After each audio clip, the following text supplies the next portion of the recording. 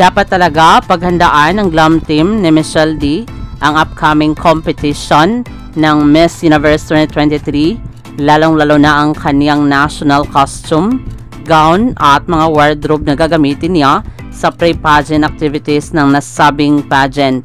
Dahil ngayong taon ay ang daming magaganda at magaling magsalita na kung saan pwedeng matabunan si Michelle D ng mga ito. Kailangan din niyang maghanda sa kanyang pasabog looks sa darating na mga activities. Maraming salamat sa panonood. Para maging updated ka, huwag kalimutang mag-subscribe.